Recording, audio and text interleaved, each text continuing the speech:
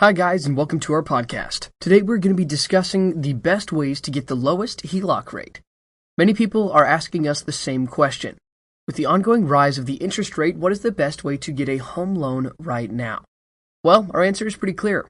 It looks like 2018 is a popular year for people who want to get a home equity line of credit, or HELOC. HELOC rates remain very reasonable, and property values in the U.S. are appreciating all over.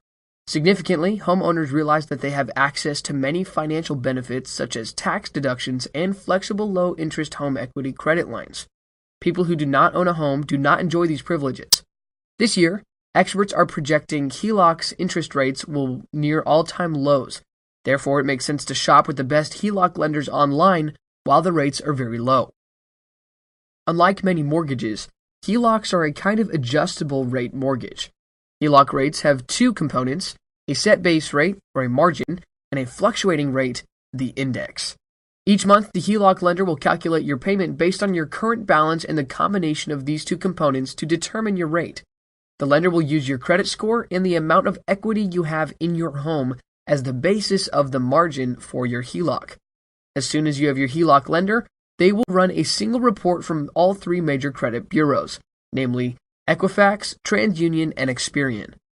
Basically, they will merge your credit history that they have extracted from the three sources. This report will incorporate all your past credit history and your credit scores from each bureau. Most lenders usually pick the average of the three scores, although the conservative ones might use the lowest of the three scores. The rule is, the higher your credit score, the lower your HELOC margin will be. Negative information such as late payments or credit problems can cause you to have a higher margin.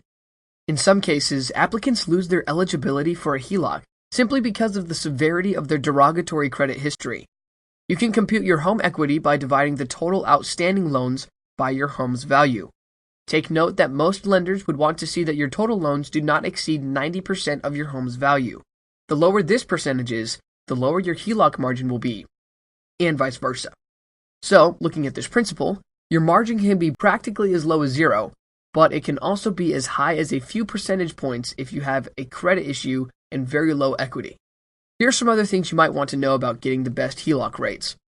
The first and most important thing is to shop around.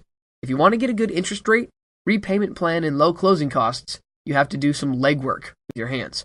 This means that you need to compare offers by as many different companies as you can. You can do this now via the internet. Many borrowers automatically choose the company they've worked with previously, but they may not always get the best deal. Most HELOCs use the prime rate as a basis. It's now easy to compare companies. In fact, you might not even need to use a mortgage broker. Do not give in to the temptation of settling for the first few offers because a small detail can make a big difference in the long run. A tiny increase in the APR, for example, can mean thousands of additional dollars over the life of the whole HELOC. Once you've shortlisted your HELOC lenders, you'll want to compare their offers on the following. Margin. Some lenders add higher margins more than others based on your credit profile and home equity. This is the most significant factor in determining your HELOC rate. Rates on fixed rate advance options.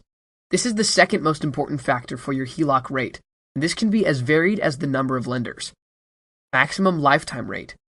HELOCs will have a restriction to ensure that prime plus margin cannot go over a certain amount at any time. This is your protection should prime were to rise drastically over the life of the HELOC. Interest only against fully amortized payment.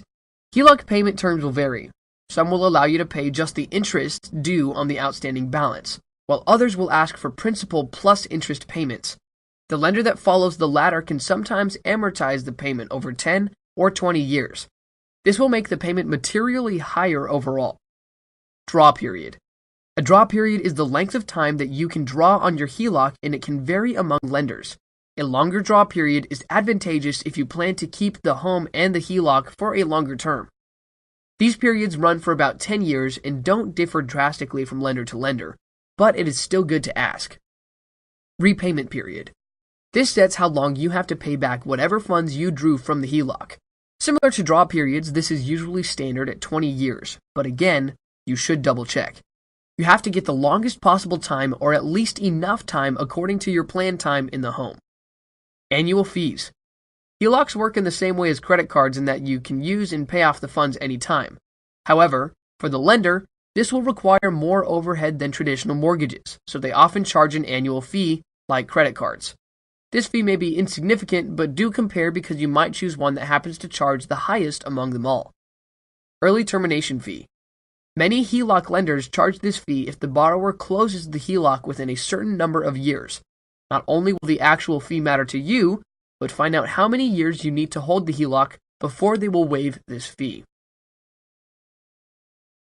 The second thing that could help you lower the rate is to solidify your finances.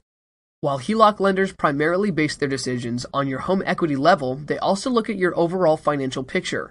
These elements are important considerations to them in deciding to approve or disapprove your application. Your credit score and debt level vis-a-vis your income will affect your rate and even your approval. Raising your credit scores and lowering your debt by paying some of them off can make a big difference. Debt consolidation will probably not make any difference. Even reducing your overhead can turn to huge savings in the long run. It's a good idea to check your credit reports from the 3 major credit bureaus we mentioned earlier before you apply for your HELOC. Sometimes there are erroneous postings or old zombie debts on your credit record that may be pulling your scores downward. Be careful. Don't get a new credit card or take on a new debt before applying for a HELOC. They would lower your credit scores and cause your rates to go even higher. Afterwards, you're ready to build up enough equity. Your equity in the home also has a direct impact on your HELOC. The higher your equity, the bigger the home equity line, and it also influences the rate they will give you. The more equity you build up, the more it will appear that you have less debt against your home. This will make you look better in the eyes of your lenders. If you do not have an idea of how much equity you have, try a simple method. Find an online estimate of the worth of your home and then subtract the balance you owe on your mortgage. Most HELOC lenders won't want the home equity line and your outstanding mortgage debt to go past 80% of your home's value. Last thing to check is the option to convert the clause. Some HELOCs will allow borrowers to convert from a variable interest rate to a fixed one during the draw period. This will work to your advantage during periods of rising interest rates because you can convert and lock into a lower one. Conversely, some lenders will also allow you to revert back to a variable rate if the interest rates fall again. Generally, your APR on the fixed rate portion of your credit line will be higher than the variable APR on the non-fixed portion. The payments on the fixed part will be higher because you will pay for both the interest and principal, just as you would on a fixed rate loan. That's it for now. On our website, you can find more posts and podcasts, as well as calculators and other financial tools. Do you have other ways to get the best and lowest HELOC rate? We would love to know your thoughts, so feel free to share them in the comments below. I hope you enjoyed it. Don't forget to subscribe to our podcast channel on YouTube, and we will see you next time.